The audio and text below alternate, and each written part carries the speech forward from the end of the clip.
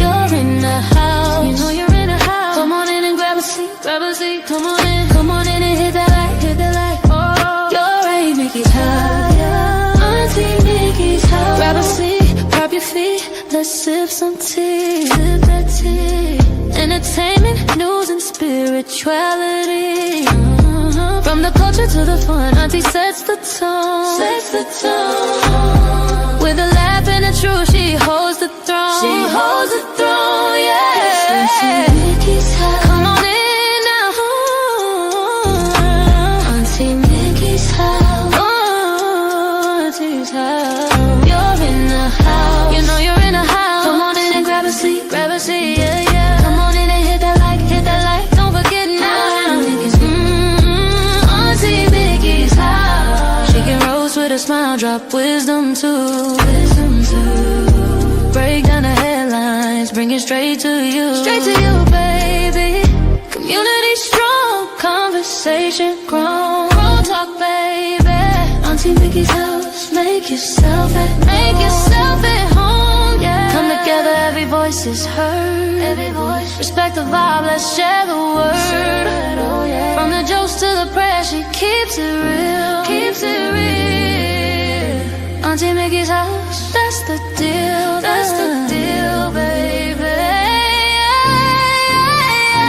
Auntie Mickey's house. Auntie's house. Oh yeah. Auntie Mickey's house. Auntie's house. On in the house. You know you're in the house. Come on in and grab a seat. Come on in and hit the light. You're at Auntie Mickey's, yeah, yeah. Auntie Mickey's house. Auntie Mickey's house.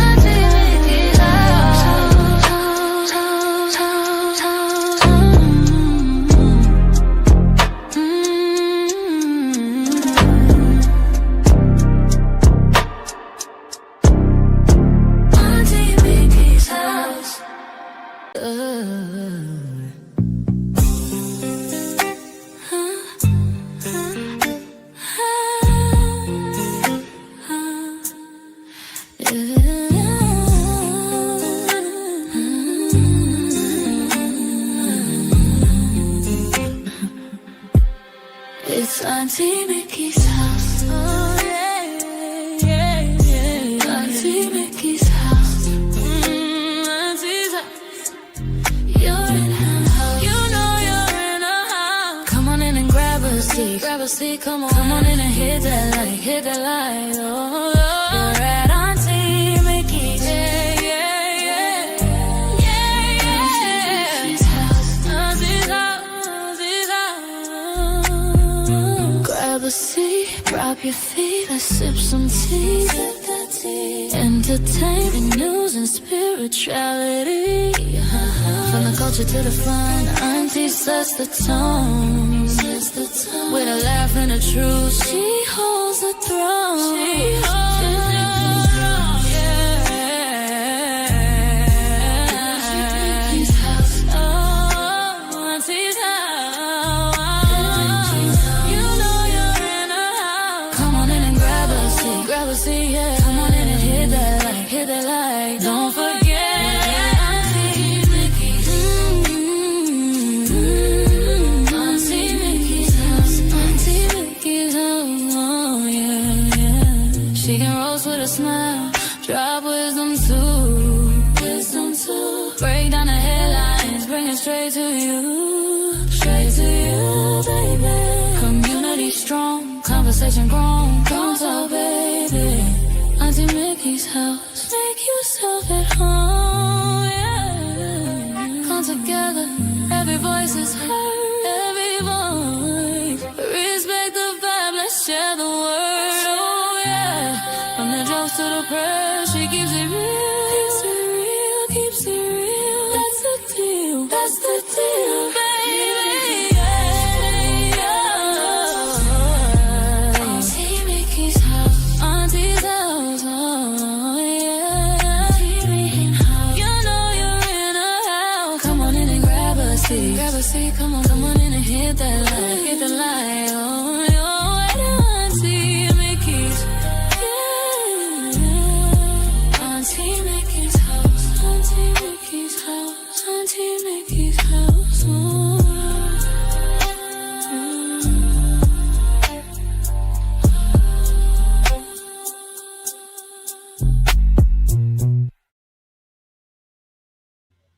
Hello, hello, hello, hello, hello, everybody. How's it going? So good to see you. Lady of Elegance, yes, I did check my email. Thank you, my love. Oh, this is so sweet. Thank you. I got it right here. I got your email. Yes, ma'am. How is everyone doing? Happy Monday. I hope you guys had a wonderful day. What, three more days till Christmas. Lord have mercy. Y'all got a house full of people? I do. It's quiet. I'm surprised.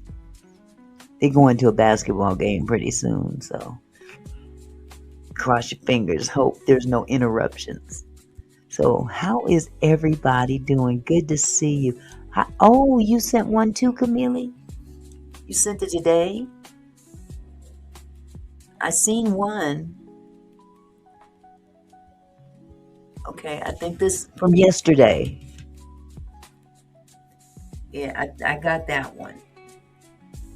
Yep, yep, I got that one.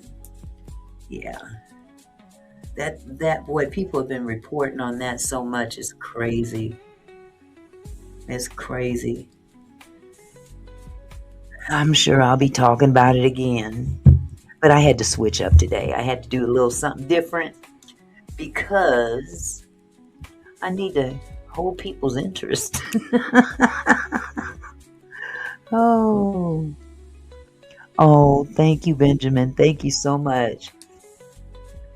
Yeah, last couple of lives was kind of ooh wee. I had to decompress from that, but it is what it is. So, hello, Rachel. I see you, love. How are you? And I see you, Benjamin. Kayla, hello, Kayla. How are you this evening?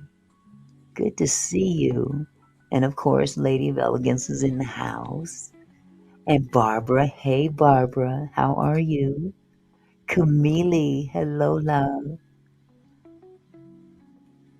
Let's see. I think I got everybody though thus far. Everybody thus far. Oh no. Oh, Barbara, no, really? Oh, Jesus.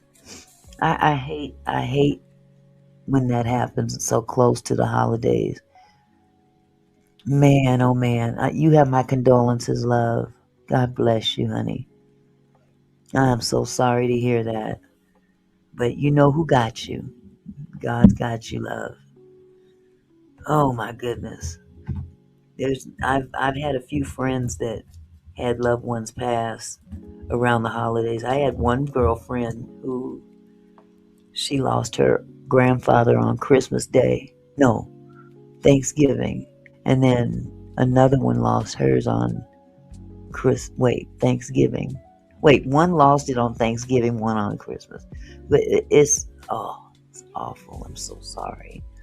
Hello, down south, Stitcher. How are you, love? Uh-oh. I think I hear noise. Hopefully they're on their way out the door. I better check. Hold on just a sec. Hey, Thay. Oh my goodness. Hello, sweetie. How are you, love? I was just thinking about you the other day. I was looking at our old channel that we started. And I sent Jess a message and asked her what did she feel about us starting that up again. I think that would be awesome. Hi, Polly. How are you? How is it going? Are you cooking? Every time I see you, you're cooking. Oh my goodness, yes. Glad to see y'all. As a matter of fact, Polly, when you get a chance, I need to ask you something, and I don't know if you have my email. I'm wondering if I put my email in the chat, you'll be able to see it. I can give it a shot. Or you're a mod. Can you put my email in the chat for Polly for me? I am good. I know I miss everyone so much. I have just been so busy, but my schedule is evening out. Okay. Well, good, honey. It's so nice to be young again. I get to live it through you. Oh my goodness. But yeah, if there's a mod in the house that can put my email in the chat, I need Polly to grab my email because I need to ask her something real quick. Otherwise, everything else is moving like X-Lax. You trying to find the button for the email? It's been that long, huh? Let me see if I can type it in. Let me see if I can type it in. Because somebody told me that if you type your email address in to the chat, it's not going to show up. And I find that hard to believe. So let me try. Okay, do you guys see my email in the chat?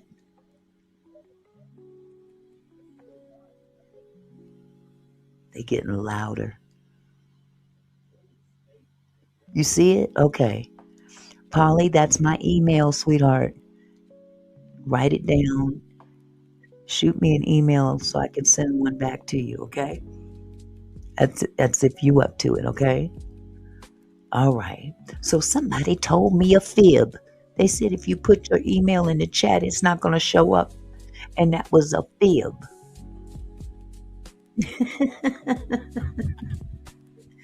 I thought it would work. I've done it before. But some people don't like putting their emails in the chat. I don't know what they could do. Send me an email. I can do one of two things: read it or delete it. I don't see how. What is it? My phone is gonna blow up. I doubt it. But anyway, today is Monday. We have 3 more days before Christmas.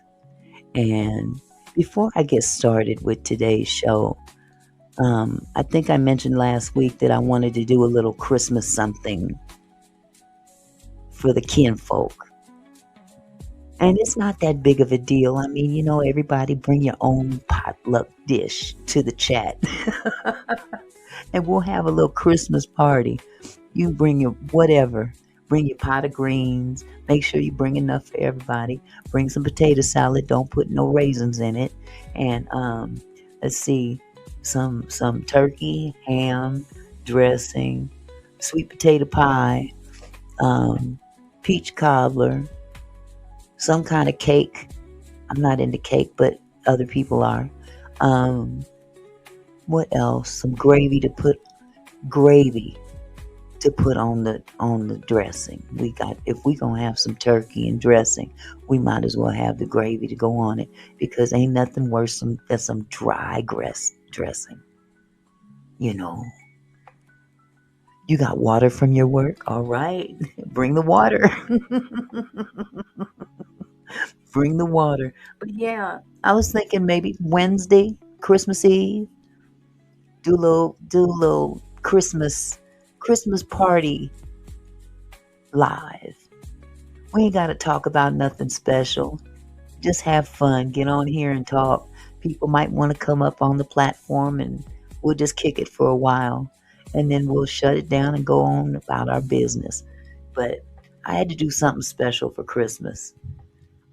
Do something special. For those that want to participate, you are free to do so. Okay, let me grab something real quick. Uncle is not in the room at this time. He is driving home. Unless he's got his phone on. And I would prefer that he keep his eyes on the road rather than text me and say, "Hey, babe, How you doing? Just make it home safe. That's all I need. Oh, bless your heart, Thay. Thank you. Thank you. I can't wait to see you again. Have you grown another inch or two? Y'all, Thay is about 8 feet tall. I'm just kidding. I'm just kidding. No, Thay is tall. What are you, 5'10"? Five? You up there. You up there. Beautiful young lady. Beautiful young lady. You're as tall as a building. Oh my goodness. Yep, 5'10". This child should have been in the WNBA for real. She's WNBA material. Oh, thank you, Camille. Yeah, it was time to lower my ears. My hair was getting a little frazzled looking, so I went to the barber and I said, "Hook me up. Give me some lines too. I need some definitions." Oh, I know you used to ball back in the day. That's why I said that. That's why I said that. You should have been in the WNBA. You got the height for it and the experience. If you played, shoot. Hi, Discerning 8. How are you, love? Good to see you. So good to see you. So what I'll do, you guys, is I'll do a community post and I'll put it, in my community post about Wednesday. We're going to have a Christmas party here at Auntie Mickey's house. So just, if you want to respond, you can just say, "Hey, I'm bringing the potato salad. I'm bringing the ham, and I'm bringing the turkey, and I'm bringing this." I don't know what I'm going to bring. I'll bring the platform. I'll bring some drinks. I got Pepsi. I got Sprite. If y'all want some of them spirits, y'all got to bring your own, because I ain't got much Cavassier left. Where did it go? It's way down here. I've had the same Cavassier bottle in this drawer for months. Oh my goodness. And I don't plan to drink it. Y'all don't want me to drink while I'm on camera. Or you don't want me to drink before I get on camera. It might be actually pretty comical now that I think about it. Put a 1 in the chat if I ought to have a few drinks before Wednesday's live. Oh goodness. That would be hella funny, actually. It would be really funny. I don't drink often, but I don't really show my behind either. So that was just a figure of speech, by the way. I don't literally show my behind. Auntie, I see you still. 2 lives going. That's been going that way for a minute now. That's because StreamYard now does 2 lives. One for vertical, one for horizontal. But it's the same live. It just depends on if you want to look at it on your phone or if you want to look at it on your television or your laptop or a big iPad, But it's still the same live. That's something that StreamYard did. And it does kind of confuse people. So if you end up tapping on the wrong one, if you want to look at it on your phone and you get a big screen, you have the option to exit out of that and go into the other one. Same thing though. But the thing I don't like about that is that makes 2 different chats. So sometimes the people in one chat doesn't see what the other people are saying and vice versa. That's the only thing I don't like about that. That's something StreamYard's going to have to fix. They need to combine the chats. If you're going to have 2 live streams, at least combine all the chats. Because people jumping out of one to go into another is crazy business. I recognize that going into others. Hey, Stone, how you doing? Nephew's in the house. Merry Christmas, Happy Monday. We are here in the house. I was talking about a Christmas party on Wednesday, and I was telling everybody to bring a dish. Not literally, but you know what I'm saying. Hey, Stone, how are you? Good to see you. Oh, goodness. Yes. So, hey, for all y'all that's in the house, if you haven't already, go check out my nephew, Stone Paxton, here on YouTube. I will be there to see my Christmas song. Absolutely. I will play it too. Yes, y'all got to go check out Stone's platform, his YouTube channel, Stone Paxton. The man's got it going on. He's famous. He's famous. He's famous. And he be bringing on the music, beautiful music. I mean, new releases and whatnot. So y'all got to go check out his channel. Check out his videos. I mean, these videos are slamming. They are slamming. So I'm proud of you. I really am. Definitely. All y'all go check him out. For those who haven't already, I'm sure some of you, I know Barbara, you have. Let me see who else. Who else is in here that I know have been over to Stone's channel before? I know Barbara has. There's a few people that come here that go to your channel, Stone. But oh, you are so welcome, love. So welcome. So, excuse me. I'm gonna do this while it's quiet because I got my son and 3 grandsons here. Y'all hear that? They loud. They loud. Hey, I'm live, y'all.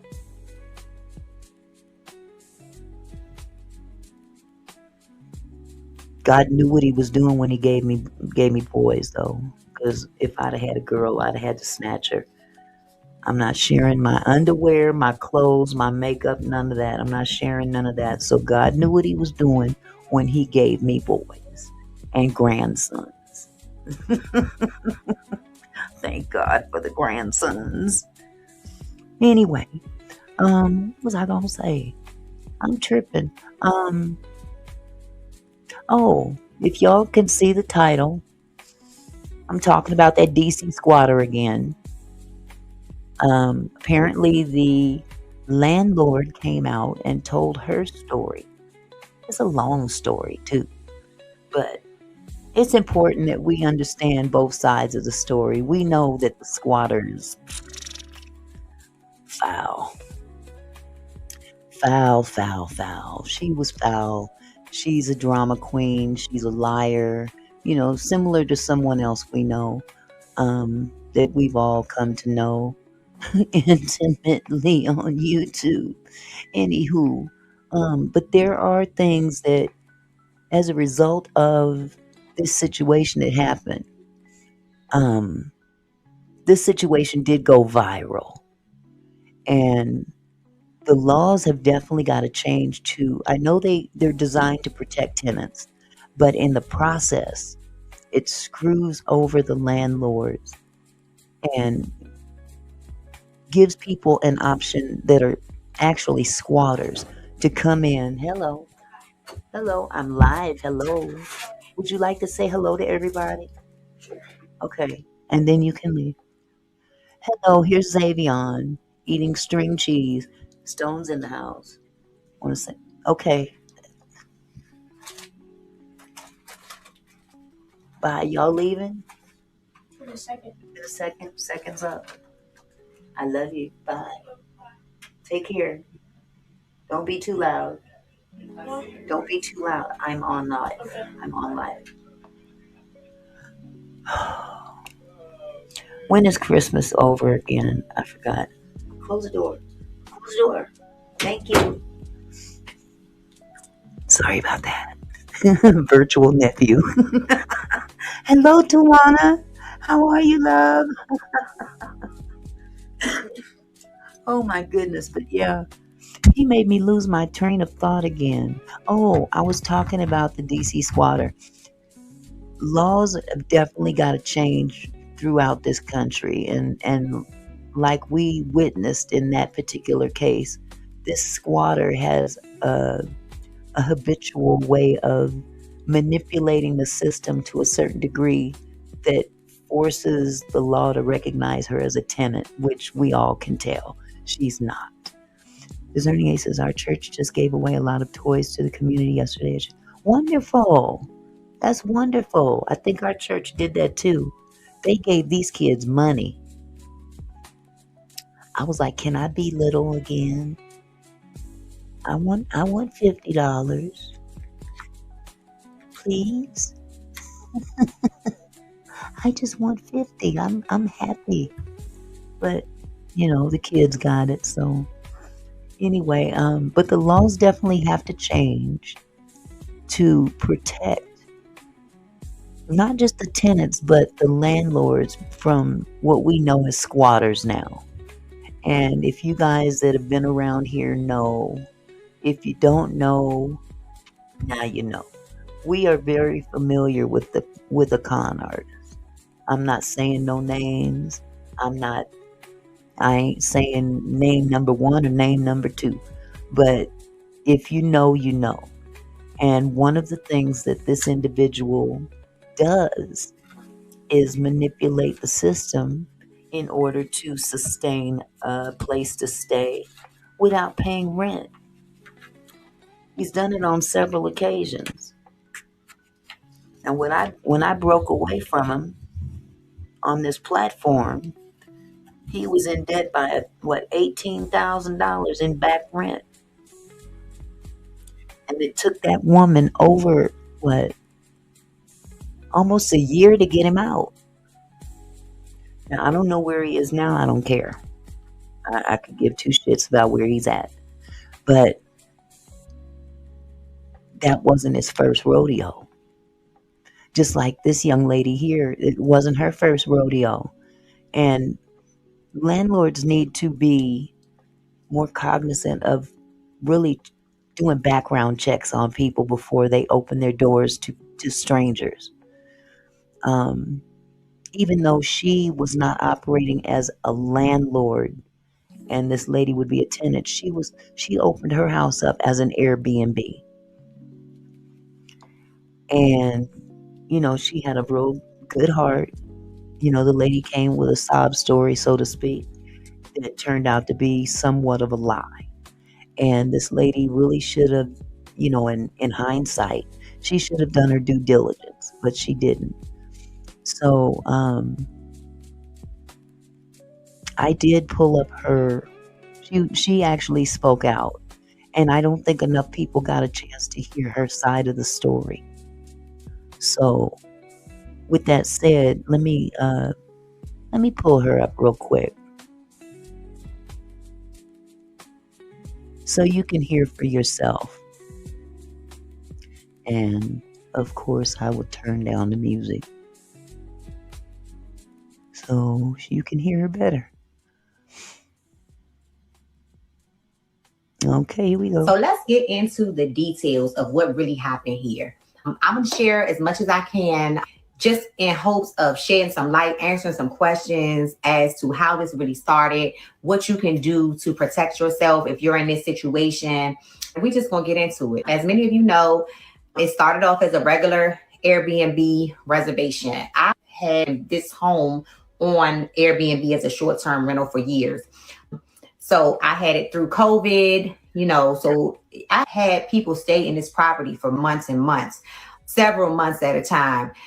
Dignitaries, political people, traveling nurses, people that are displaced, needing somewhere to stay temporarily. So, someone booking the Airbnb for 32 nights and saying that they have a fire was not a red flag to me at the time. I normally didn't host local guests, but there's always exceptions to the rule because people, I noticed in the comment, people saying like Airbnbs are tearing up housing and making housing unavailable for people. But the honest truth is that Airbnb, the way I was doing it, and we want to call it the short-term rental because Airbnb is just a platform, so they really don't have anything to do with it.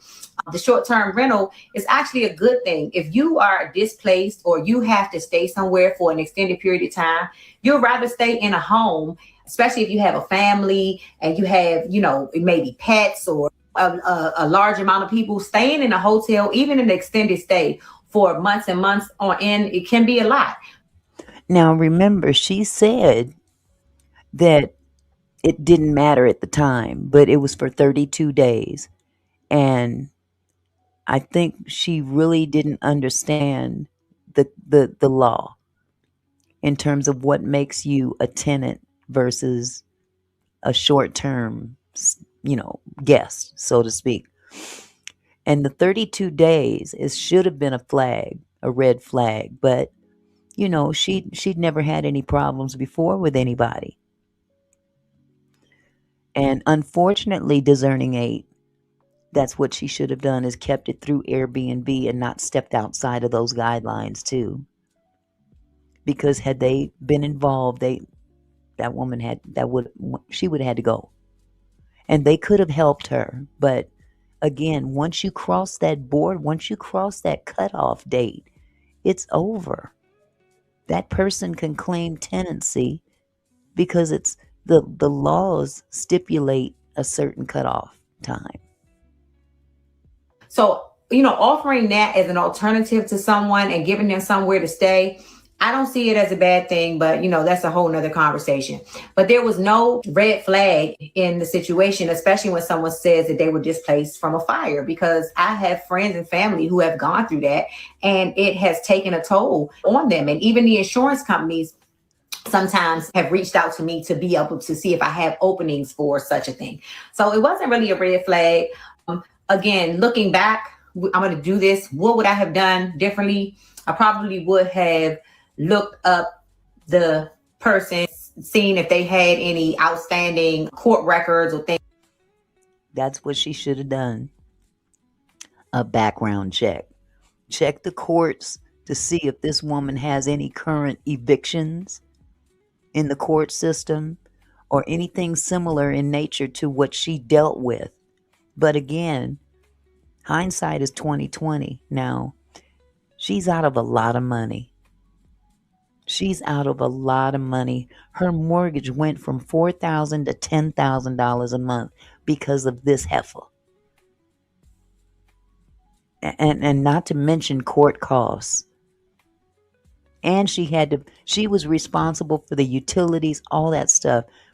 Nobody's trying to look, she's a grown woman and she's wanting this woman to foot the bill to take care of her and her baby. And her baby. And that man that we don't hear about very much. I did a video. I'm going to play it too. Things like that. But even then, Airbnb does a general background check. I think it's a criminal background check, if I'm not mistaken. I know they don't get into like your credit or anything like that, because it's kind of like if you pay, you stay, as long as you're not a criminal or have a certain level of criminal history. That's pretty much what they're looking for. It's not a credit-based system or something that you would be looking to see. Do you have a 750 credit score to rent at Airbnb? I don't think that's a bad thing. I think that, as I said, I had plenty of people stay. I don't know what their history was, what their credit was, but it's always one bad apple that will spoil the bunch. And it's always somebody out there that has bad intentions.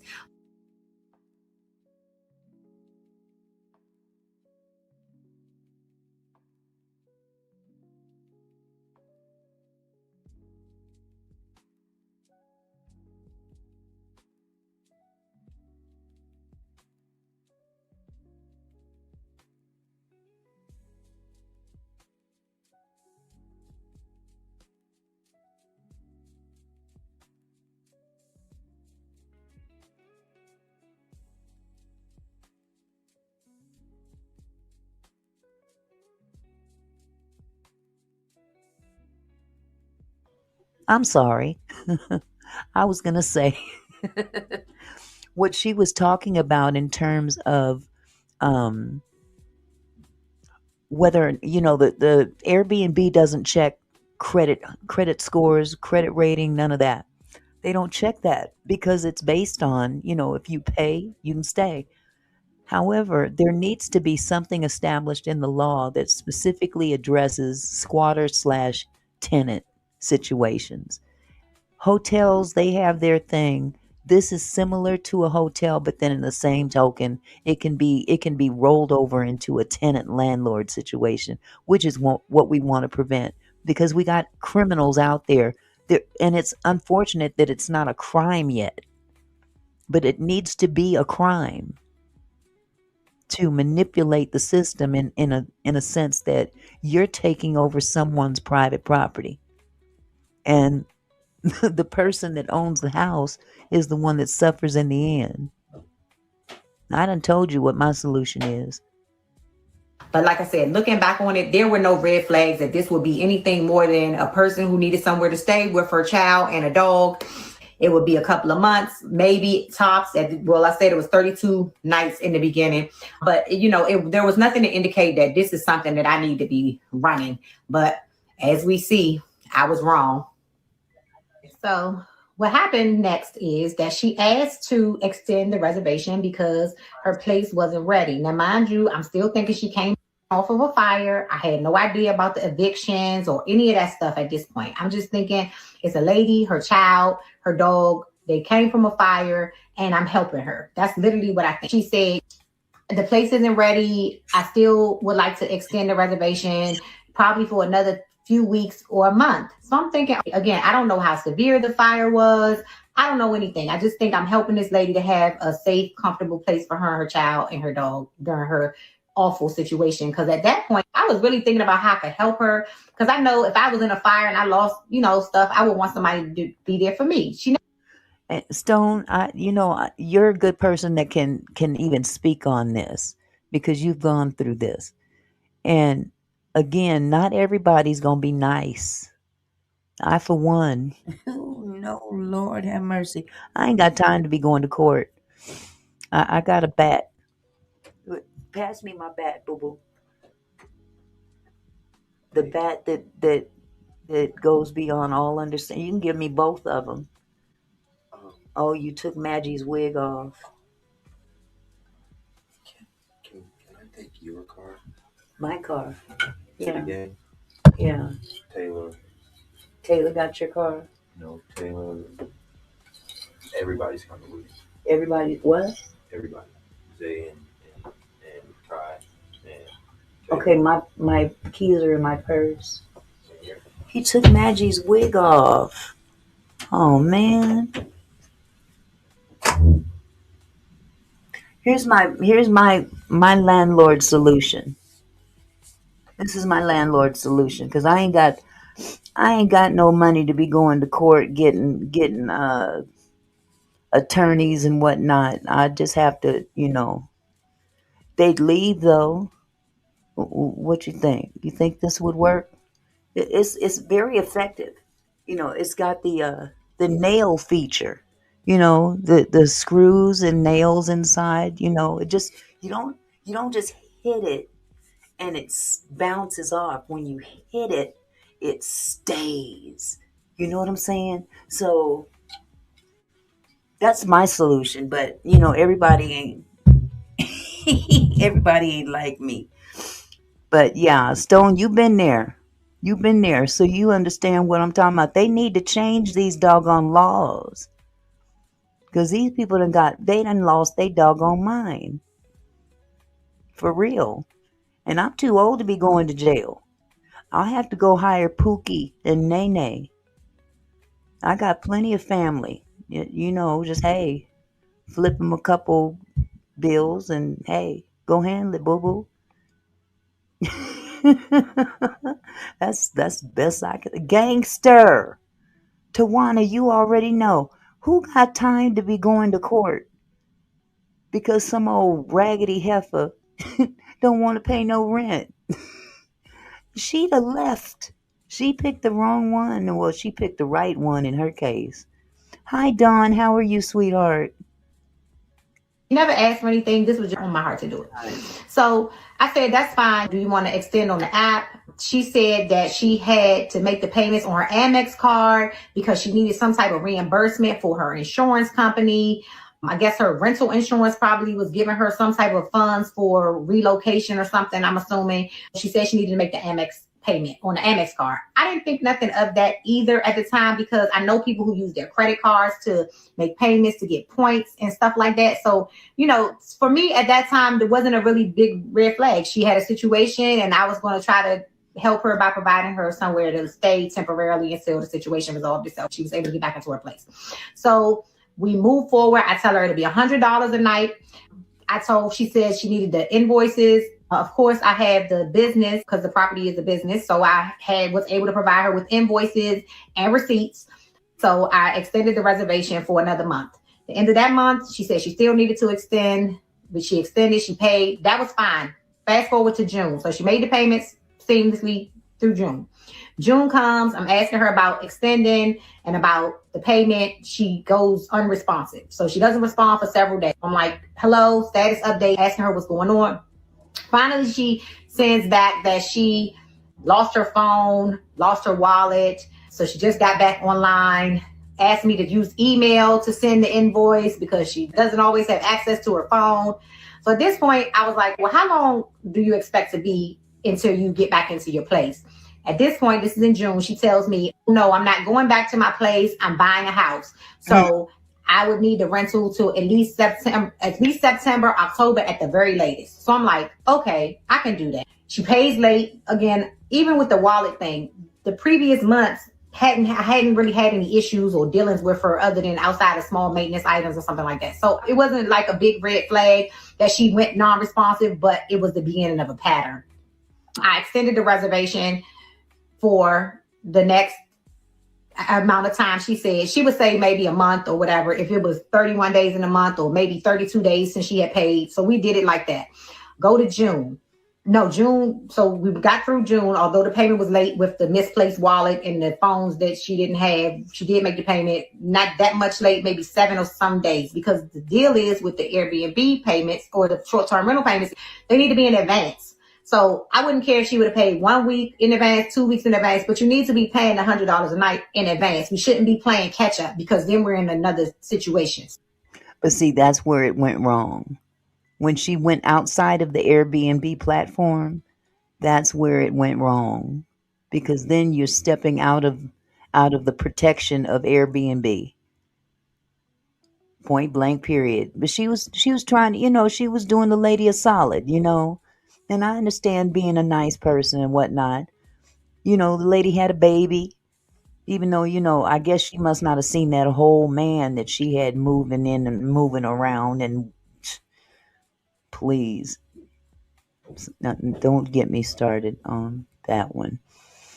Yeah. Anywho, she was being very, she was trying to be helpful, trying to be nice, she trying to do the right thing.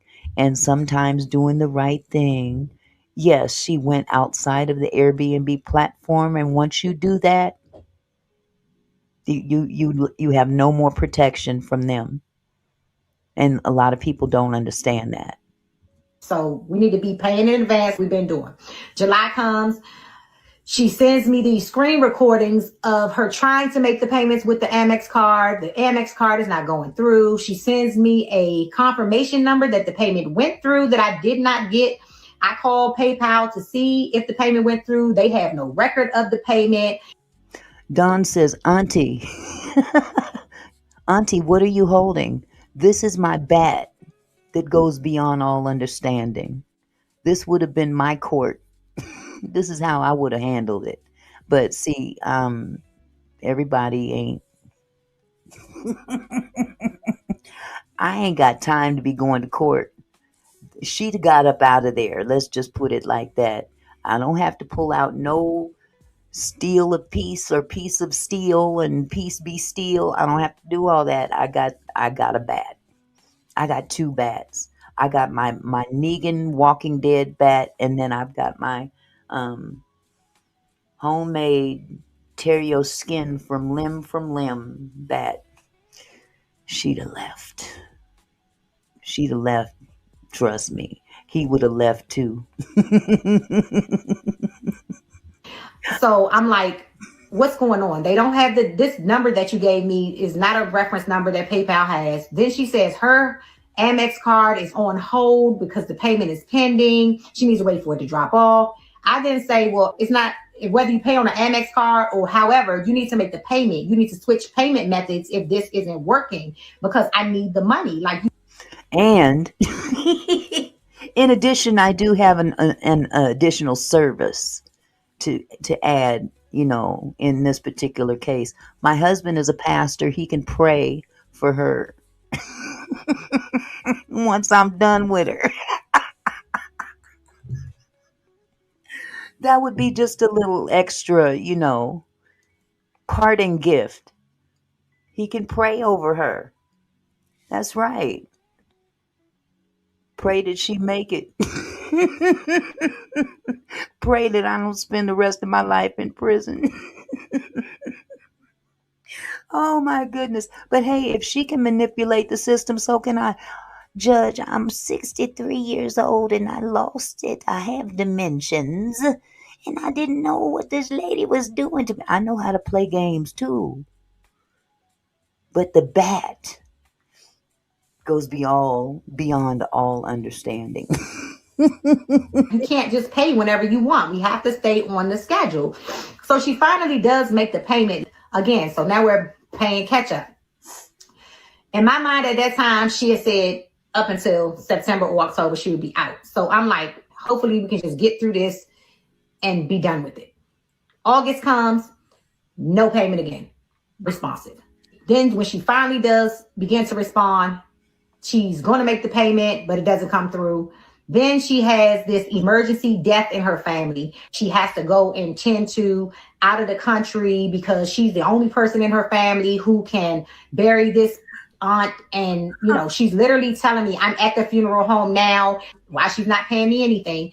And I look on her social media pages, which was open at the time, and she's in Mexico, Puerto Rico at the Bad Bunny concert. I look back on the rest of her social media. She had been at the Breezy Bowl. She had been in Jamaica. She had been in. Oh, she living really her best life. I just seen pictures of Jamaica. She going to concerts. Oh God, but you don't want to pay. You don't want to pay rent. And then moved all your shit into my house. You gonna sell me them candles too? That you making? She had to be a poor salesperson. She had to be. She had to be, and she was running up a whole. She was running a whole online candle making crap, whatever kind of business that was, and a nonprofit. And I'm hoping that I hope somebody looks into that nonprofit. I mean, for real. It's not in her forecast or her vocabulary. Lawanda, for real. Lord have mercy. Mm-mm. Mexico. She's living this life, but every month with me, there's a situation where you don't have a phone, you lost your wallet, your card won't go through. So this established the pattern that I was now able to see in August. So I said, listen, you're either going to make the payment or you're going to have to leave.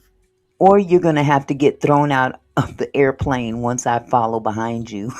When you get on that airplane, I'm going to knock you the heck off of that airplane. Down, going back down there.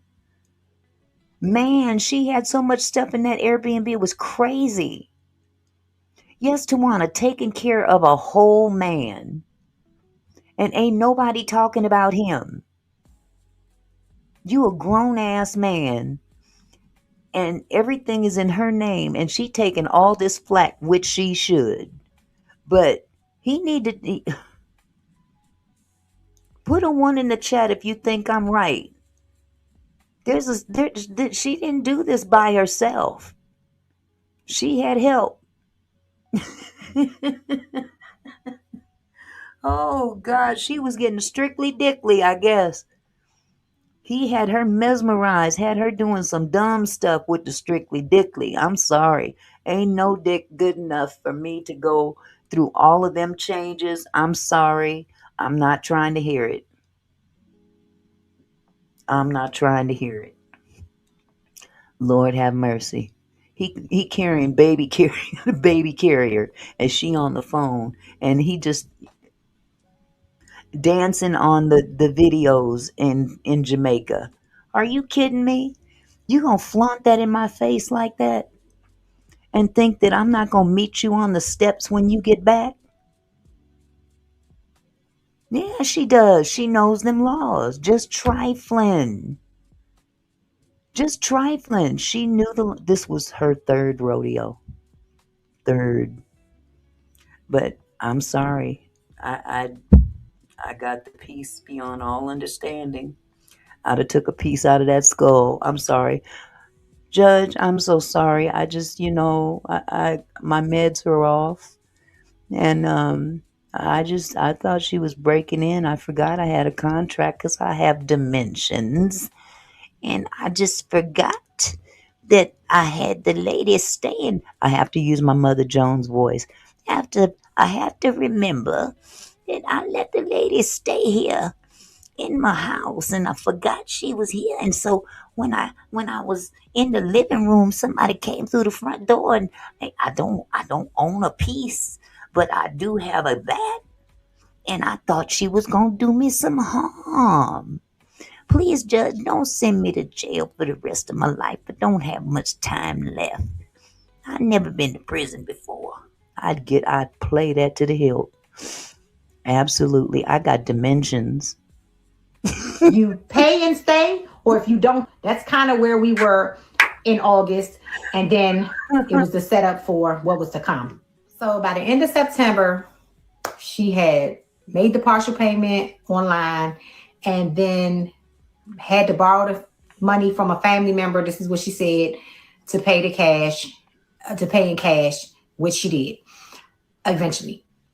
October 1st comes. Mind you, she's still running with the story about the aunt who she's recovering the funds from the funeral.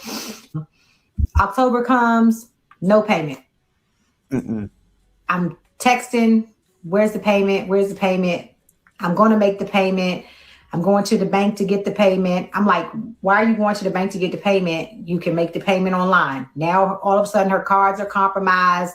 She can't use any cards anymore. She can't use any PayPal, Cash App, Apple Pay. She can't do anything. She can only get cash. So She good. She good.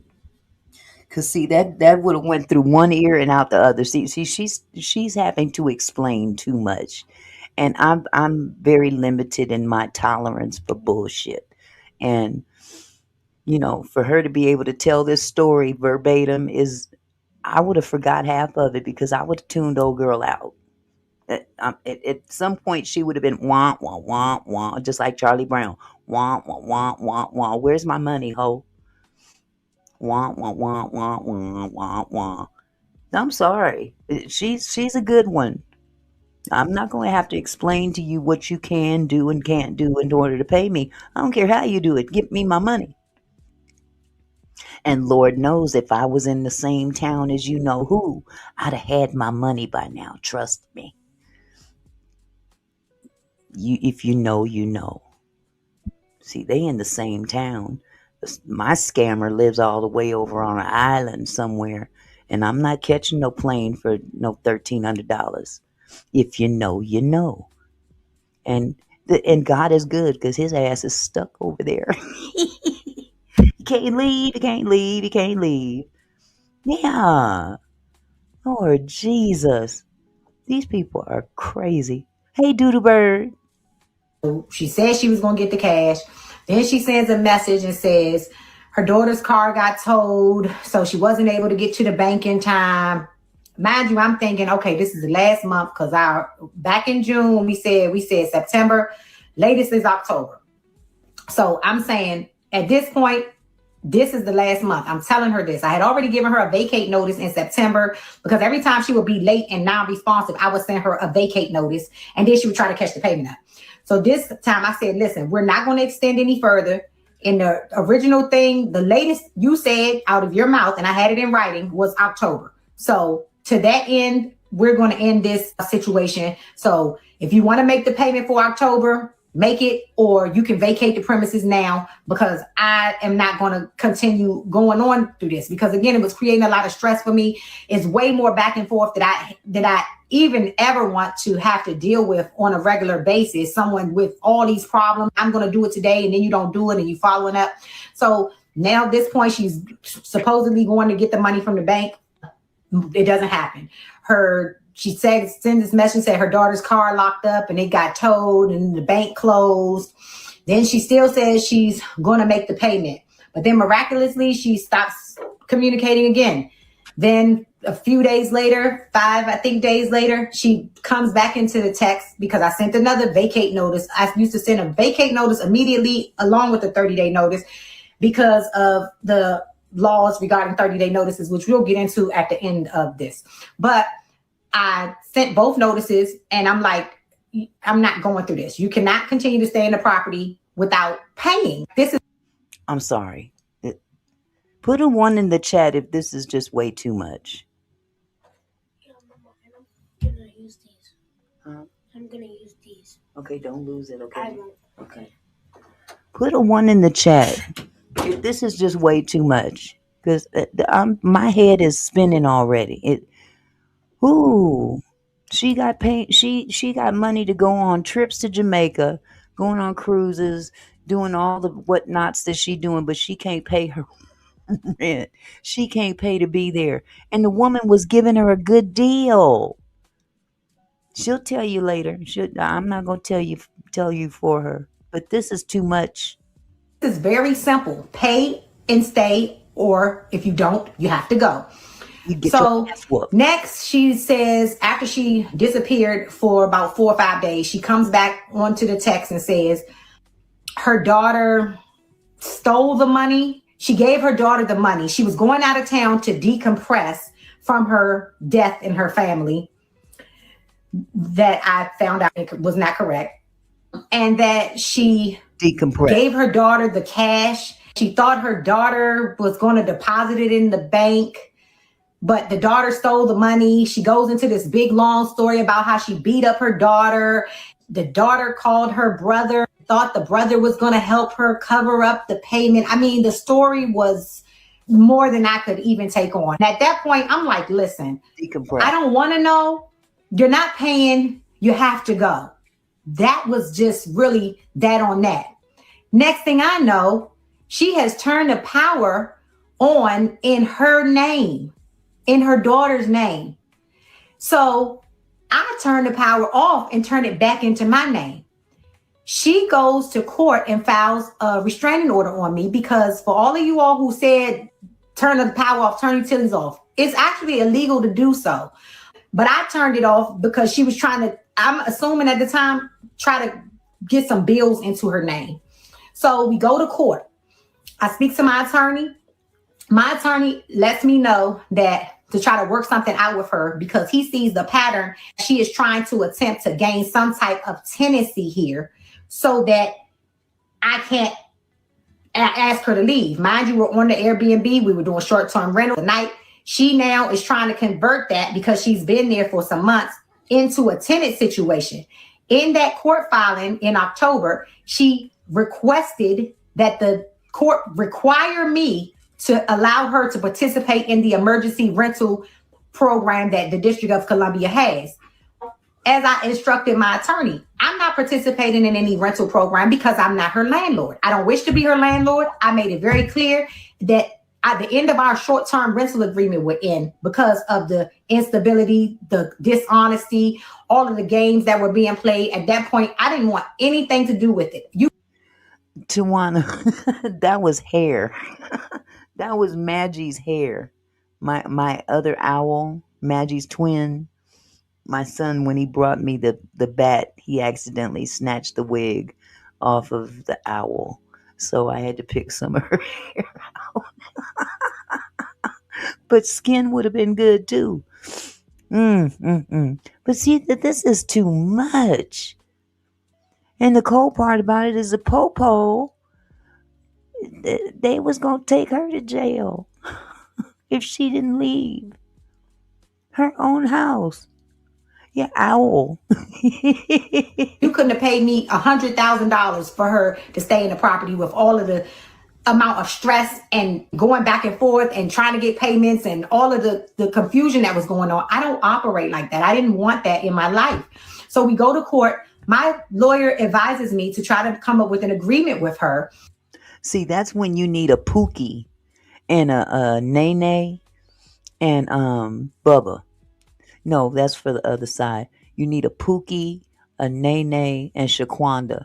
Them three would have got her up out of there quick, fast, and in a hurry. And you wouldn't have to call no police. And you could have kept some of her stuff too. Prove you had stuff in here. Prove it. Prove it. Man, because That's she's too trying much. to flip this thing into a landlord situation. And if DC's tenant laws that are apparently DC has the worst landlord, they're most tenant friendly, which means they're not landlord friendly in the country. So if she's able to flip this into that, this can drag on for years Mm-mm. and I won't have any recourse. Notice she said drag on. I'd have been dragging her ass all through the street. I'm sorry. Yeah, we gonna drag this on. I'm gonna drag you from that corner to that corner. Are you kidding me? No, but honestly, this is ridiculous. I got jokes, but still, this is ridiculous. But you do need a Pookie, a Shanae, and a Shaniqua. And yeah, you need a few of them in the family. They would have made sure. Hey, kick them out a couple of gift cards. They'd have done it. Now, give them a gift certificate to the dispensary. They'd have done it. Trust and believe. So we entered into an agreement where she admitted that she was not a tenant.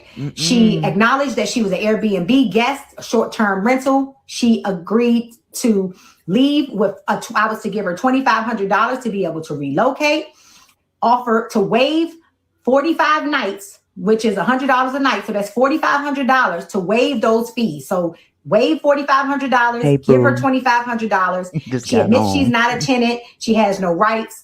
And she acknowledges that she will withdraw all lawsuits, pending, current, or future. And I thought, okay, I'm very relieved.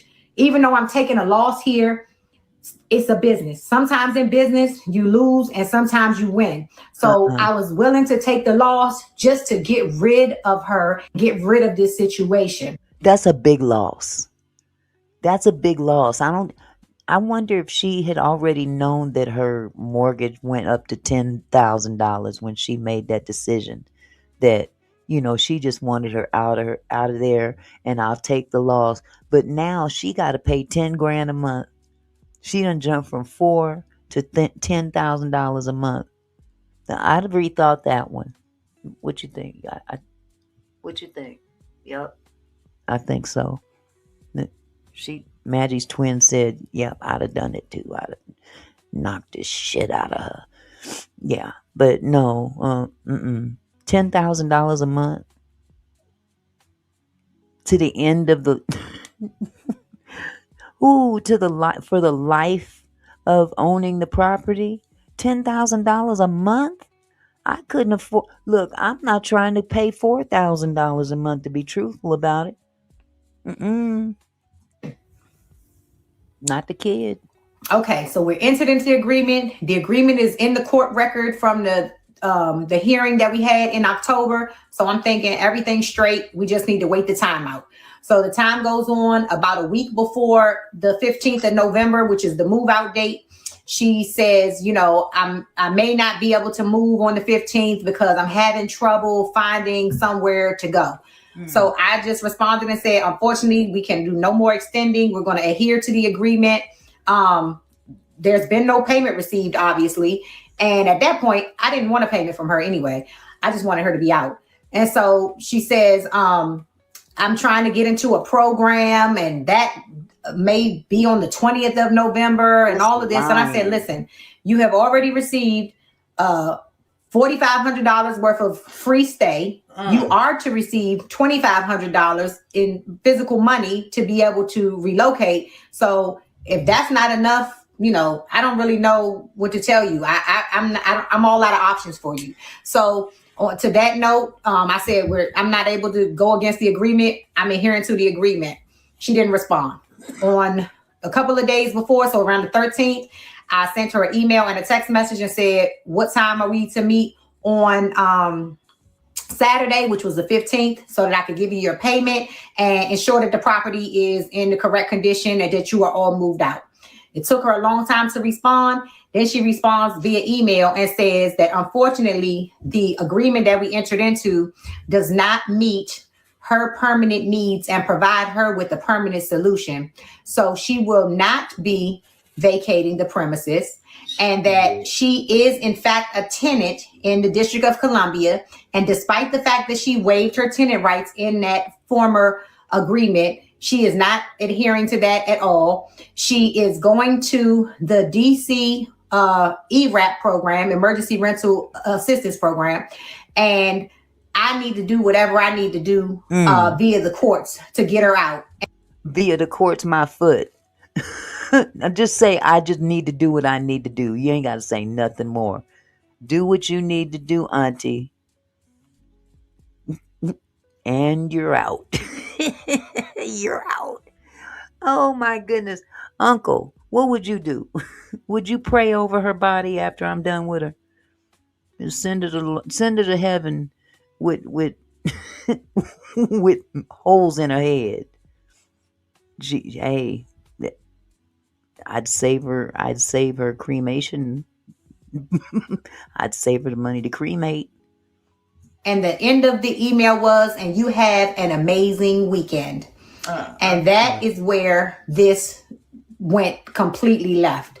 Because as I spoke to her and told her, you're not going to stay in my property for free. That property has a $4,000 mortgage on it, plus utilities. I can't afford to pay your bills or pay somewhere for you to stay. I already at that point had taken just a $4,500 loss plus legal fees because mind you, she had already filed that court filing previously. So I had to have an attorney represent me for that.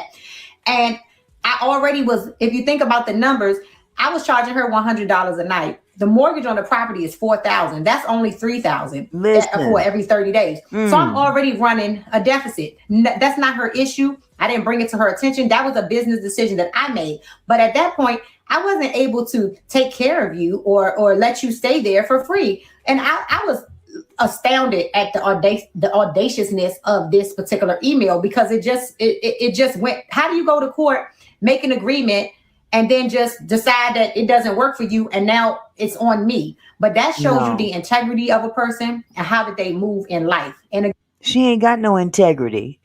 What integrity? She can't spell integrity. I'm sorry. Somebody better go check out that nonprofit. Something tell me she is all about profit. Again, at this point, I hadn't done any digging. I didn't look her up in case search because I'm thinking we have an agreement. You're out. I have a whole life that I live on a regular basis, so my days were not consumed with her and whatever personal problems that she had. I thought, we had a business situation. We resolved it. We take the hit and we move on. But she decided that she was not going to adhere to the agreement via email. I waited for the 15th to come and go because she had until midnight on the 15th. The 16th, I get up. I take the agreement that I have that is listed in the court docket. I pull the court record and print that out.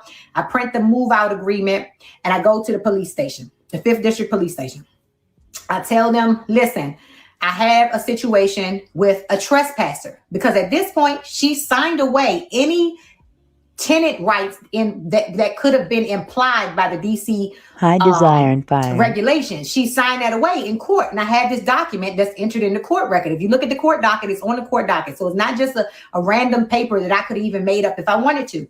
And so I take it to the police station, and they go to the house with me. They tell me, we don't do evictions. I said, yeah, I understand you don't do evictions, but this is not an eviction because she's not a tenant. She is a short-term rental guest who has made no payment at this point for 46 nights. We have an agreement entered into the court, and I just need you to let her know she needs to leave. They go into the property, ask her to leave. She says no, and they tell me that there's nothing that they can do, despite me having this document that clearly states she's not a tenant. And DC police tell me that she is in fact a tenant and I need to go to tenant landlord court. And I'm saying, well, why would I need to go to tenant landlord court when I have a document that states that you're not a tenant that you signed in a court? This is so wild. This is already starting off backwards. So I said, well, that's fine. Okay, she's not leaving, then I'm going to go in and stay with her. I heard a lot of you say, I'll go in and stay. I would have been in the house. I walk in the house. I tell her, this is not going to go down like this. You can't stay in the property for free. I sit on the couch. The police literally come into the house and threaten to lock me up if I don't leave the premises. Did you hear that? That's the part I wanted y'all to hear. See, we ain't heard that part of the story. This is why I'm doing this live. I have not until just today heard that part of the story.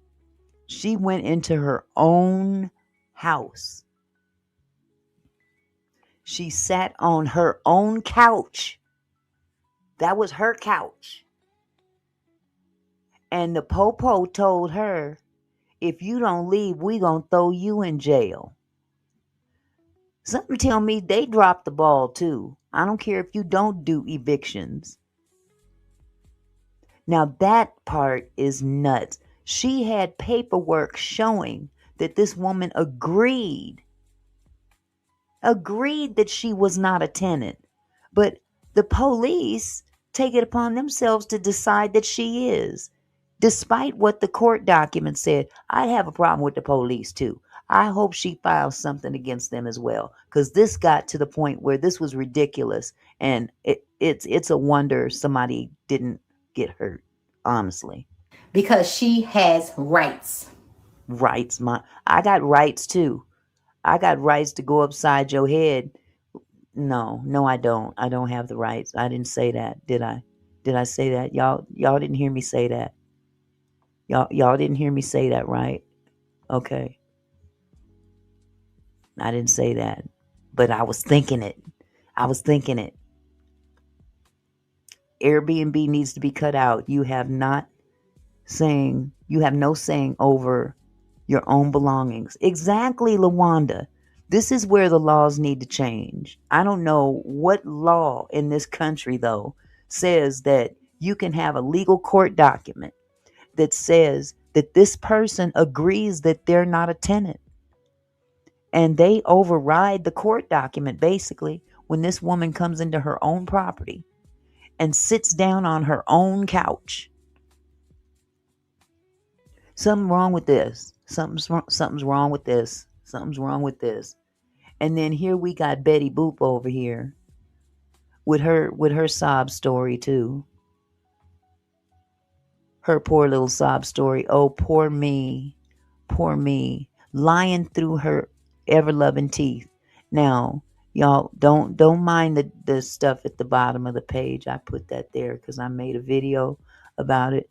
But yeah, this is her little side of the story, which is a lie from hell.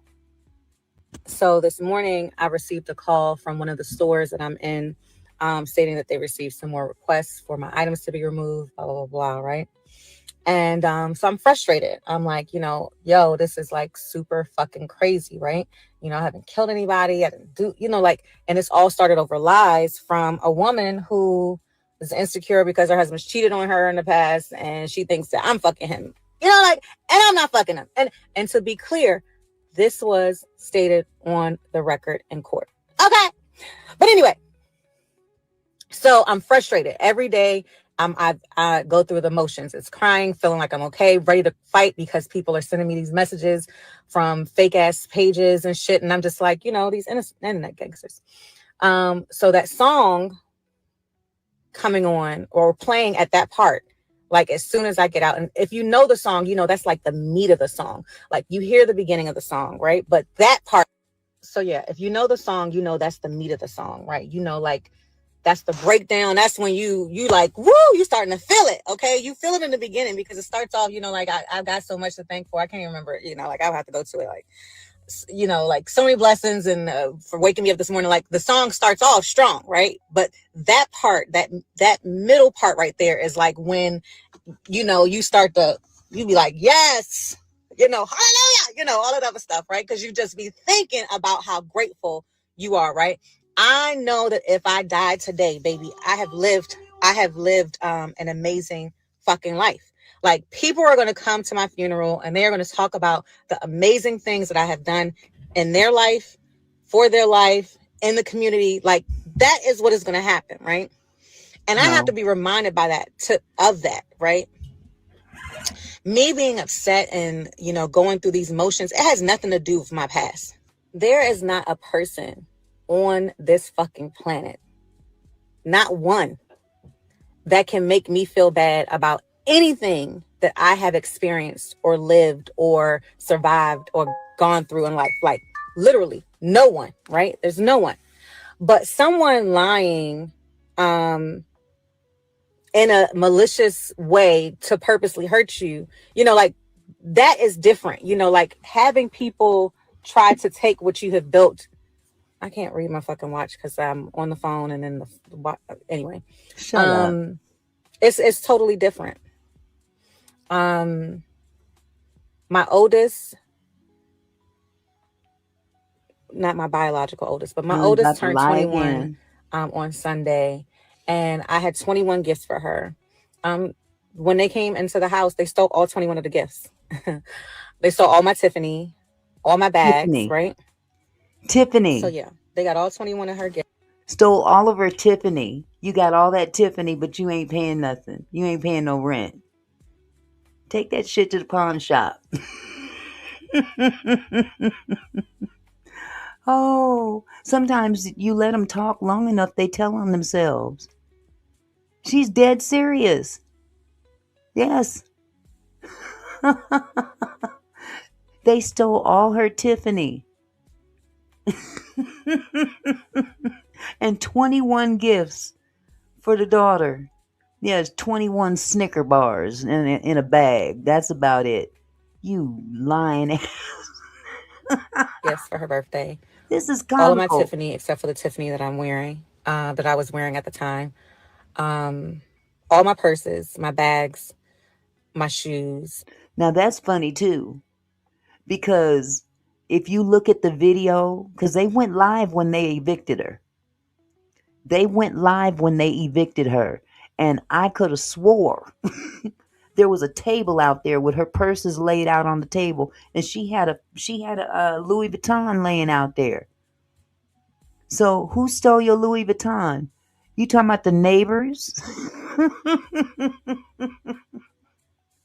The neighbors. You better come talk to the neighbors that went through that stuff, because you sitting in your car making a video crying when you should have been there collecting your stuff and throwing it in the trunk of your little car that incidentally she didn't pay for. Yeah, Michael Kors too. She had bags laying out on the table, but she wanna blame it on the lady. Oh, they took my 21 gifts that I bought for my daughter that's not my daughter. Oh, and then they took all my Tiffany except for the one that I was wearing at the time, which is actually up under the seat. Oh my God, she really got nerve. She's got nerve. Okay, look. She got the nerve to say when she passes away, everyone will have nothing but good things to say about her. Yeah, like, yeah, your Tiffany sold well. Yeah, that girl ain't got no doggone Tiffany. Maybe she do, because she don't pay her bills. She definitely don't pay her bills. You know she got that car. She put a down payment on the car and drove off and never paid another cent. She don't believe in paying bills. She's a COVID cooch. Okay, Megan. come to her funeral wearing her Tiffany. Hi, C. Gonzalez. Oh, this is hilarious. This is And hilarious. when you hear this, you're thinking material, right? Which is it, they are materials. But when I'm hearing it and thinking of it, I'm not thinking of it of the sense of like, oh, I have this so I could wear this or whatever. My Yeah, you children are. fought over who was having my Tiffany, who would get my bags, who Her children fought over who would be getting her Tiffany in her bags. So the baby fought too. The baby, I want the Tiffany too, mommy. Shut up, liar. who would get my shoes, who would get certain things, right? Who It was get like a who literal care thing. about your So when I think of shoes? these things that Man, please. are of value, Better buy you a life not insurance because of the policy. cost, but because of what it was going to mean to my children to have them, that makes me upset, right? But the people they needed it, baby. They couldn't buy that shit on their own. But you living in her I'm gonna house. be all right. Every day is a new day. And I also have to remember that despite what's going on, there are people who still want my life. Like the daughter of the owner who talks so much big shit, but she only talks that big shit behind like a Google Voice number, a text me number, a something number. She won't call me directly, right? And But wait a minute. If that girl would have come in her presence, she'd have dusted the floor with her. See, you want to talk stuff on the camera about the woman's daughter, but if given the chance, would have dusted the concrete with your butt. For real, for real. She better be glad that girl didn't come out and dust her. when I told Shorty, like, give me your address and I'll pull up, Yeah, I'm gonna pull up. You nothing was need to provided. wear a pull up. Or the people who create the fake pages to follow me and leave me comments or send emails to my business email, or the people who even come from She's their escaped. page. Like nothing in my life. I could have absolutely nothing to do, and I still do not have the time to create a fake page number or anything to go harass somebody. No, you don't create a fake page. You just live your real self as the scammer you are. Yeah, now I know I got to give you props on that. You are not hiding behind a fictitious name. Isn't that honorable? That is so honorable that you're not changing your name on the internet. You just blatantly doing this stuff out in everybody's face under your own name. That is why you will never own anything. You will never get another apartment. You will never get a home. You're lucky you got away this time in your car. You better hope they don't come and take your car away with all the rest of your shit in there that the neighbors didn't get. That's what you better do. I don't have that time. I don't have that energy. You should. And if you do, you're living a life I don't want to live. We're living a life she don't want to live because she too lazy to work and pay her bills like a normal, responsible human being. So kick rocks. Kick rocks, woman. She is a mess. She's a mess. But now, this, like I said earlier, that this is not a problem that is exclusive to that area. Not by a long shot. This is something that's going on all over the country. Okay. So there was another situation in Georgia that a young lady experienced as well. That let me see, which one is it? There we go. There's this young lady here. A Georgia squatter claims peaceful hostile takeover of a home while on the market. Now, if this don't beat all. Georgia squatter claims peaceful hostile takeover of a home while on the market. Now he's being charged. That's the good news. He's being charged. Are U.S. owner protections finally being upheld? Now, this is the woman who was victimized by this individual. Adriana Ward assumed the most nerve-wracking part of selling her Marietta home would be waiting for the right offer. Instead, she discovered someone else had already claimed it as their own. When her realtor arrived at the house on Twin Brooks Court last weekend for a scheduled showing, the warning signs were immediate. Number one, the lockbox was missing. The for sale sign was gone. And when Ward arrived, she noticed the windows she typically leaves open were shut and the deadbolt had been changed. Ain't that nerve? When the police officers on the scene knocked on the door, the man who answered said he lived there. Court records show Timothy Pyron told officers he had settled in the vacant home and was nesting. Nesting. Don't that beat all hell? Investigators say he claimed Georgia's squatter laws protected him from removal, describing the situation as a peaceful, hostile takeover. Mm-mm, mm-mm, mm-mm, mm-mm. This is why crime is so high in Georgia. Because they got this thing twisted. Is he hatching? Oh, it ain't Easter time. Oh, cases like Ward's are drawing increased attention as homes sit empty for extended periods of time. An estimated 5.6 million properties across the 50 largest U.S. metro areas are currently vacant, widening the window for unauthorized occupants to test the limits of homeowner protections. Now, how states are responding, this is what's important. In 2024, Georgia Governor Brian Kemp signed legislation that criminalizes squatting, a measure that passed with overwhelming bipartisan support. House Bill 1017 makes unauthorized occupancy a criminal offense, allowing squatters to be charged with misdemeanor trespass and held financially responsible for back rent. Good luck on that one.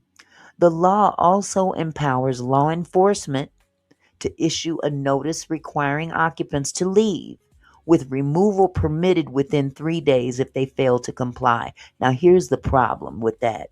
You're giving this person 3 days to literally trash your property.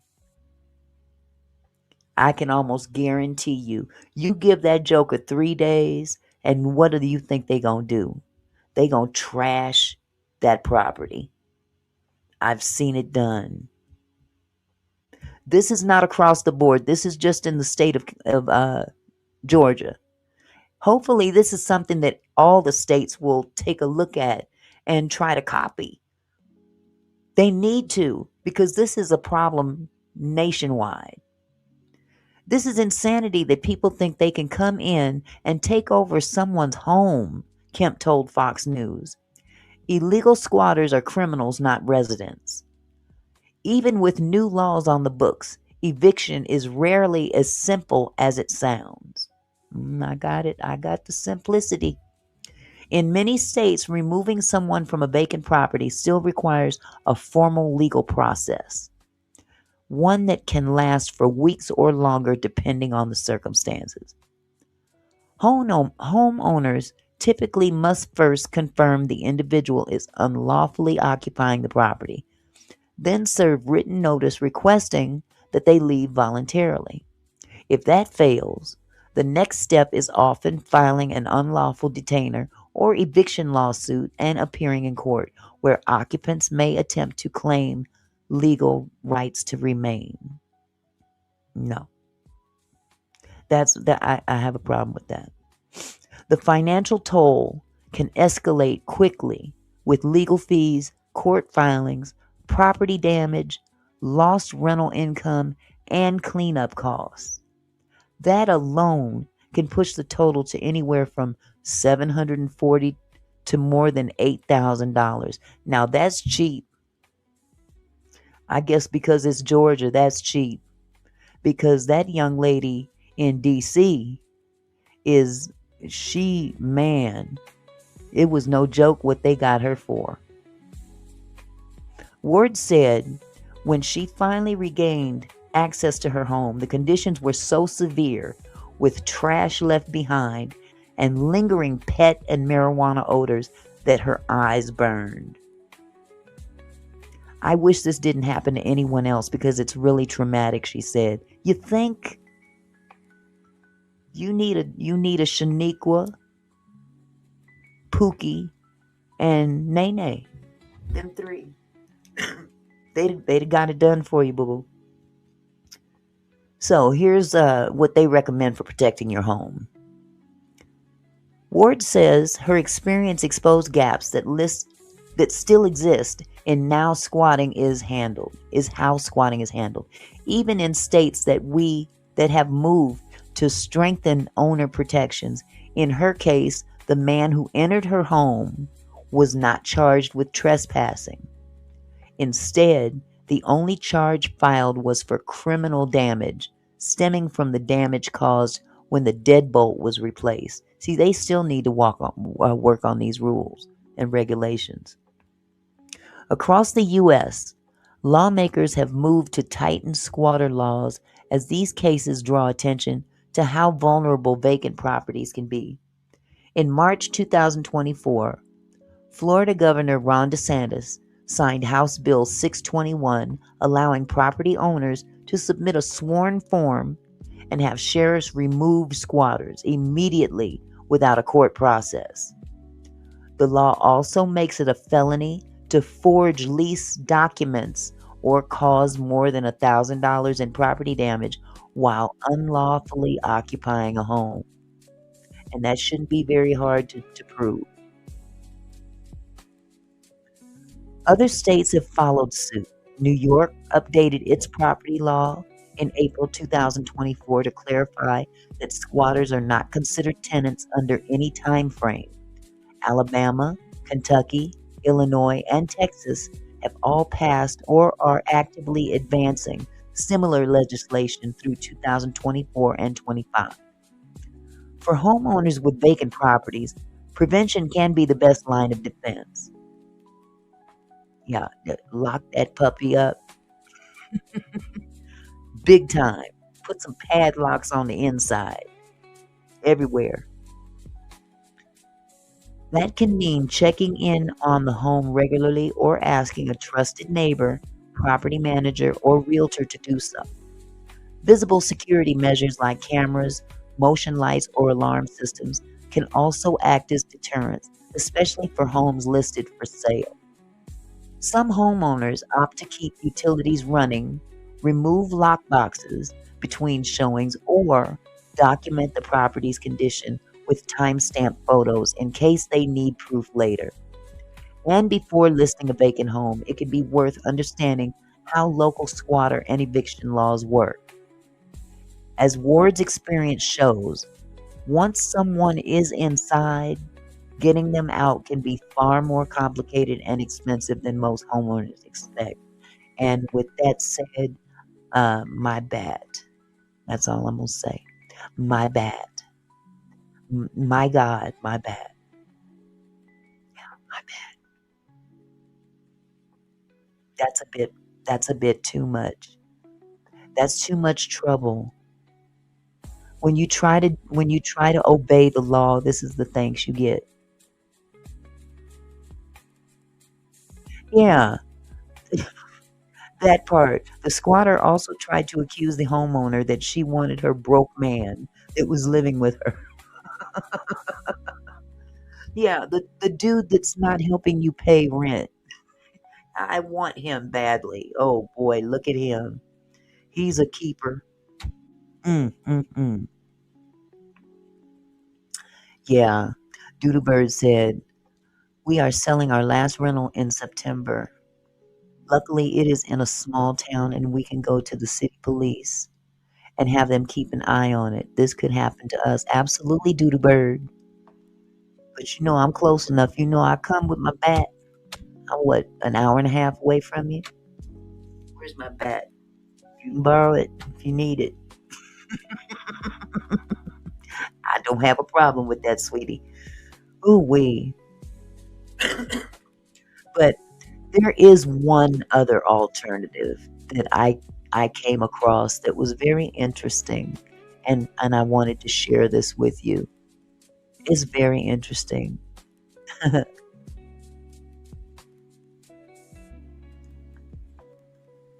Now, I found this on YouTube.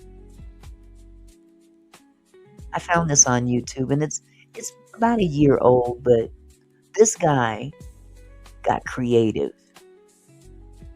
He got creative. This was on the Fox Business channel, by the way. Shout out to Fox Business. I'm not the biggest fan of Fox, but okay, just for the sake of playing this video, I'll shout you out anyway. Oh my goodness, check this out. Flash Shelton is a handyman who once removed squatters from his mother's home. Shelton is now using his experience to help others get squatters out of other homes. Flash Shelton, man on the right-hand side of the screen, joins us now. First of all, Flash, would you tell us your personal story? How did you get the squatters out of your mother's house? Well, squatters took over my mom's house after my dad passed away. We were trying to sell the home. I called local law enforcement, and as soon as they saw that there was furniture in the house, they said that I had a squatter situation and they had basically no jurisdiction and they couldn't do anything. So I dissected the laws over a weekend. I basically figured out that until there's civil action, the squatters didn't have any rights. So if I could switch places with them, become the squatter myself, I would assume those squatter rights. Just in case they had a fake lease, like I hear some do, I had my mom write me up a lease. We got it notarized. I packed up my Jeep, drove up there, and paced out the joint around 4 a.m. I waited about 8:30 in the morning. 3 cars pulled out of the driveway, and I made entrance to the house. That's what he did smart. That's what he did smart. He didn't just go up to the door and say, hey, you got to go. He waited for everybody to leave. This dude was smart. He got his mother to do a lease for him to stay in the house.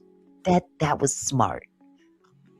Did up a lease for him to stay in the house, and rather than have to deal with the confrontation of the people that were staying in there, who ain't got no business being in there, by the way, he waited for him to go. And then he goes into the house with his documentation in hand, showing that he is a tenant. Exactly, C. Gonzalez. Why be with a man who doesn't lift you up and can't keep a roof over your head? My granddaddy used to say, you can do bad by yourself. Honey, there is a song back in the day. I could do bad by myself.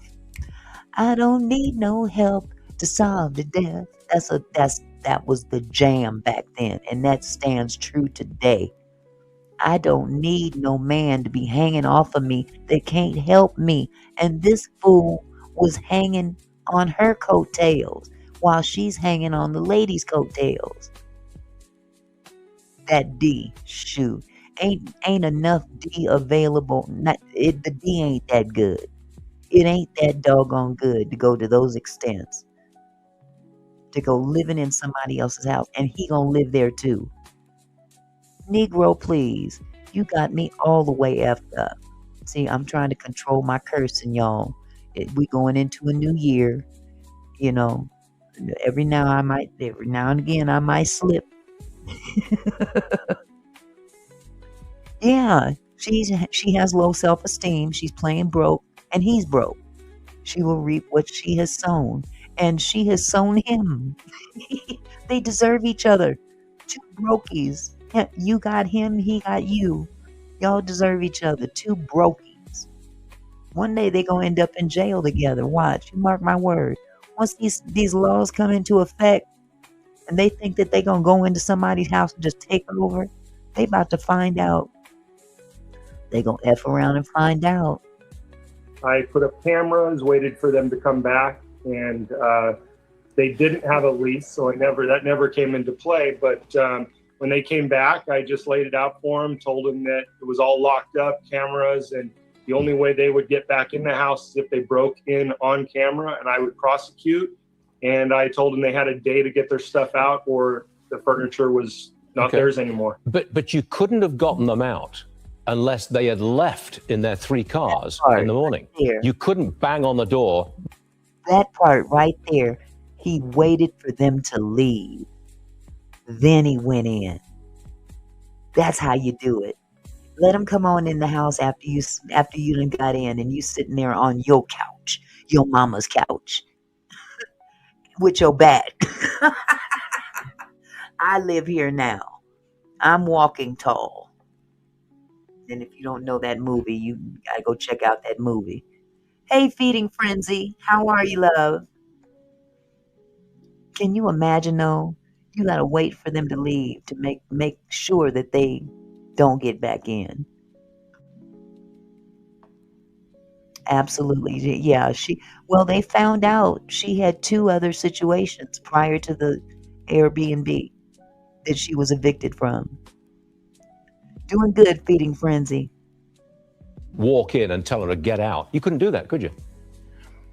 No, the law would prevent me from physically removing them. However, being that I wasn't the homeowner, I had more rights. As a tenant, I would actually have more rights than them. So if they were there, then I would have just entered the home with a lease in hand. I would have just shown them the lease. I would have walked past them and said, I don't know what you're doing, but I'm moving in. This is my house now. And I probably would have just done anything and everything I could to make it miserable for them so that they left on their own. Are you running a service? Are you running a service now, helping other people get squatters out? Yeah. So more importantly to that is I'm trying to change the laws. That's my number one focus. So in helping others right now, since I feel bad I can't help everyone, but if we can change the squatter laws, I feel like that's the way I can help everyone. Yeah. So every time I help someone, whether it's I do Zoom consultations, I ask people to make a donation to the cause. Okay. And when I can physically, go out and help them, yes, it is something I am doing to help people now, as many as I personally possibly can. Well, Flash Shelton, we think you're doing the right thing. You get a lot of support from me, and that's a fact. Flash, thanks for being on the show. Good luck to you, man. Good luck to you. Thank you. Thank you. That is a wonderful solution. That's a wonderful solution when you've got a situation, and honestly, try not to get yourself in that predicament in the first place. That's the first and foremost thing to do. Don't enter into any kind of contracts where people can, Airbnb sounds nice. And if you can afford to pull that off, go for it. But in the same token, you have to adhere to what the Airbnb contract says. Anytime you step outside of that, you're no longer protected. Now, I realized that the lady was, kind-hearted, and it's hard sometimes when you see somebody that's in need or can put on a show to make you think that they're in need. Sometimes you have to just be the bad guy and say, look, as much as I'd love to help you, I can't. You got to go. But that 32-day mark should have been the first red flag. She should have never agreed to anything over 30 days. Once you go to day 31, tenant, they can claim tenancy. This lady entered into an agreement for 32 days. This woman went in there with that intention. She never intended to leave. If you can recall, when you look at the live stream when they evicted her, she didn't pack not one thing.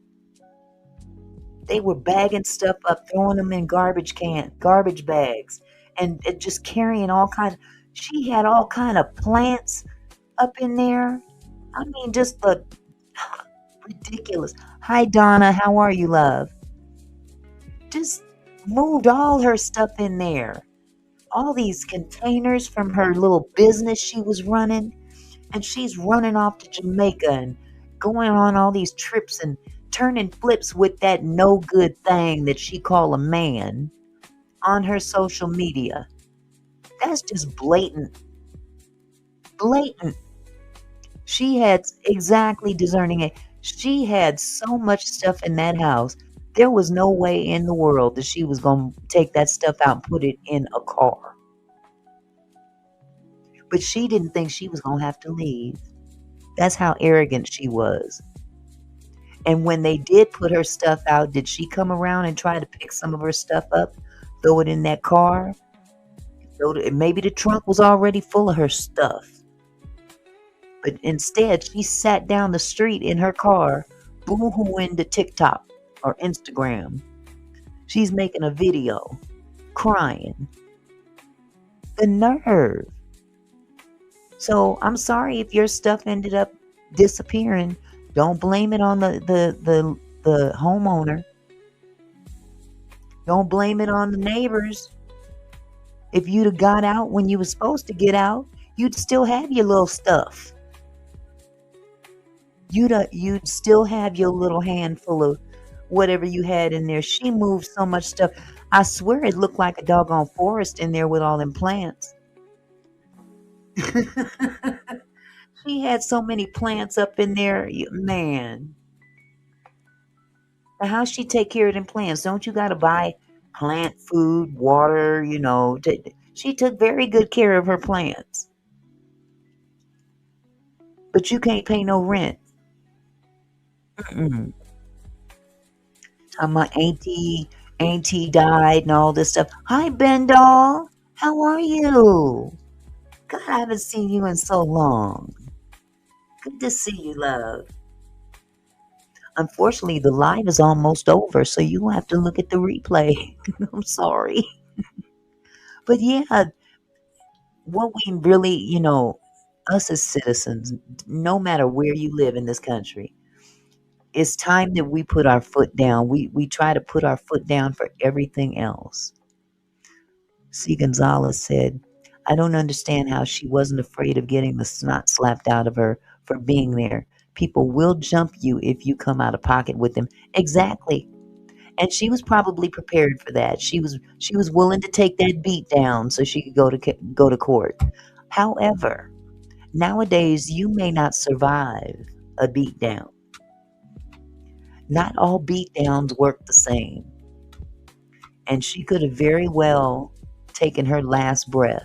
She doesn't realize what kind of game she's playing. She could come across the wrong individual with a bat.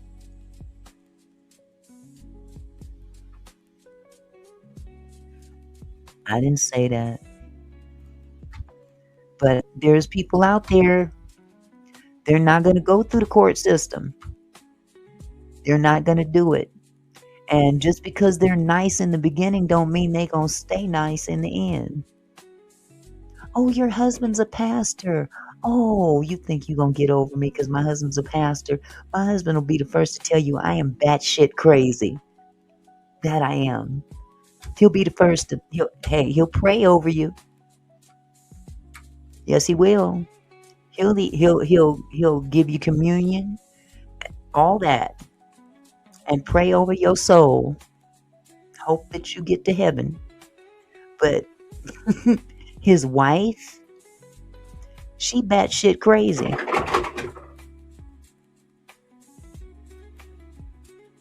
What was that?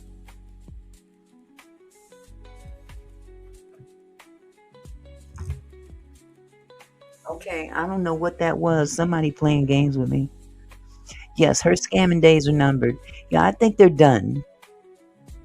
I think that they're done because this story went viral. Yep, when the street comes out, it stays out. Yeah, so, but it was good to see that alternative that last gentleman talked about. He went in the house, but beforehand, because it was his mother's property, he had her to write up a lease for him to stay there. You gotta fight fire with fire. Everything is not so cut and dry when it comes down to the court system. And that was a real smart move. That was a real smart move. So anyway, I'm sure that after all that, people will recognize her. Yes, he was smart. And he's helping people with that same technique. You know, he's only one man. But, you know, between the citizens in each country, we've got to definitely pull for legislation to change on a number of things. But on this particular topic, we got to definitely petition these lawmakers to change the laws to protect the rights of homeowners and tenants. But there should be no scamming rights. I mean, squatter rights. There should be no squatter rights. Squatters are scammers. Hi, nephew. How you doing, 8? So again, we have to definitely be vocal to our legislators and let them understand that, look, you got a fire smoldering over here. You really want to do this? You really want to ignore this? Because there's going to be blood in the streets if you don't do something about it soon. And it doesn't. And Section 8 is not the solution. This woman was fully capable to get up off her rusty, dusty ass and work and pay her bills. But no, she didn't want to do that. She wanted to live off of somebody else and live her best life. That's the kind of thing that needs to change.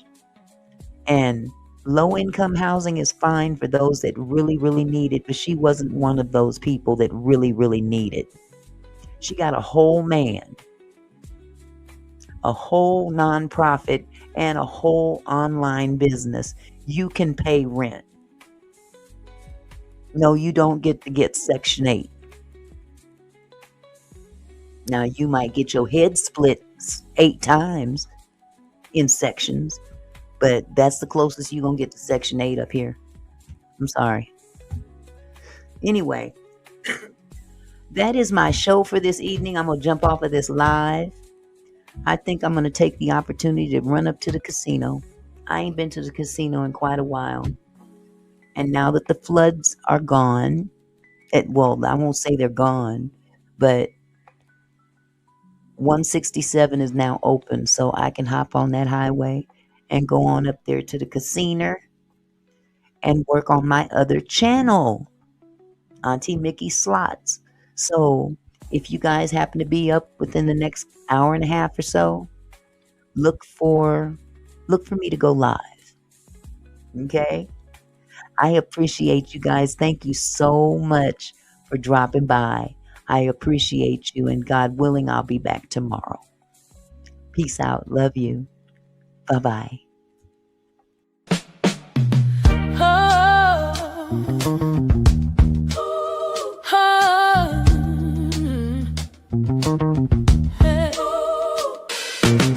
Hey there, my kinfolk. Thanks for stopping by.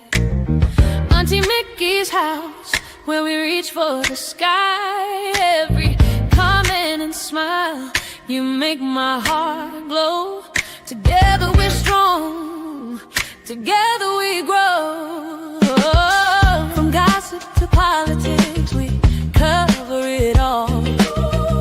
Sharing laughs and thoughts, having a ball. Your support means everything that I know. Feels like family here in this sweet show. So let's keep it flowing, keep the love alive. Every moment together makes me thrive. You're more than viewers, you're